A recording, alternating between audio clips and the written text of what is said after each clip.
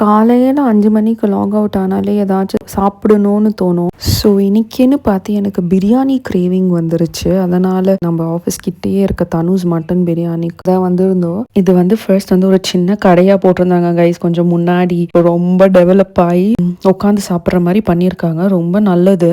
உட்காந்து சாப்பிட்ற மாதிரி பண்ணியிருக்காங்க. ஃபர்ஸ்ட் வந்து ஒரு பிளேட் ஃபுல்லாக மட்டன் பிரியாணி, சிக்கன் பிரியாணி எல்லாம் போடுவாங்க.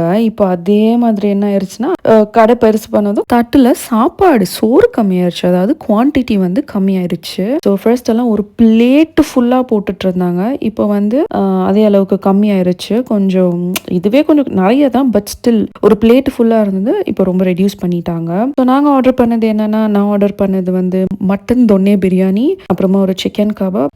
ஸோ தனுஷ் வந்து எதுக்காக ஃபேமஸ்னால் இந்த ஒயிட் பிரியாணி, அதாவது Mysore white chicken biryani, Mysore white mutton biryani, அதுக்காக தான் ரொம்ப ஃபேமஸ். எனக்கு வந்து பர்சனலாக மைசூர் ஒயிட் சிக்கன் பிரியாணியோ மைசூர் ஒயிட் மட்டன் பிரியாணியோ அது பிடிக்காதுங்க. எனக்கு பிரியாணினா அதில் கொஞ்சம் மசாலா இருக்கணும், கொஞ்சம் நல்லா காரசாரமாக இருக்கணும், உள்ளே இறங்கணும். மசாலா உள்ள பிரியாணி தான் எனக்கு பிரியாணி என்னை பொறுத்த அளவில்.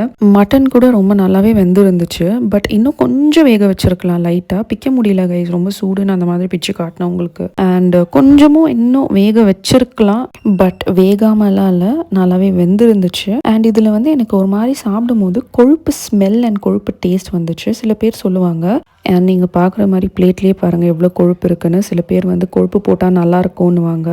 அண்ட் சில பேருக்கு வந்து அது பிடிக்காது. எனக்கு சாப்பிடும் போது கொழுப்பு ஸ்மெல் அண்ட் டேஸ்ட் வந்துட்டு இருந்துச்சு. நாட் டூ மச், ஒரு அளவுக்கு ஓகே. ஒரு வழியாக சாப்பிட்டு முடிச்சுட்டு முன்னாடியே நடந்து போனால் ஒரு சாய் கடை வரும், அதாவது டீ கடை. சரி போய் ஒரு டீ குடிச்சிட்டு போகலான்ட்டு டீ வர வரைக்கும் டீ எல்லாம் ஆர்டர் பண்ணிட்டு நல்லா பேசிட்டு சிட் சாட் பண்ணிட்டு, அதுக்கப்புறமா நிறைய பேர் சொல்லியிருக்கீங்க நான் வந்து கொஞ்சம் சிரித்து பேசலாம் அப்படின்னு வீடியோ எடுக்கிறப்போ. சாரி, இனிமேல் நான் வீடியோ எடுக்கிறப்ப உருன்னு வச்சுக்க மாட்டேன் மூஞ்ச.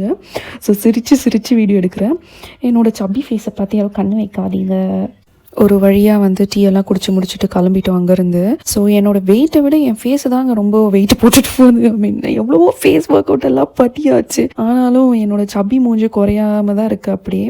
இட்ஸ் ஓகே, எனக்கு அதுவே அழகுதான். எனிவேஸ் கைஸ், அடுத்த வீடியோவில் சந்திப்போம்.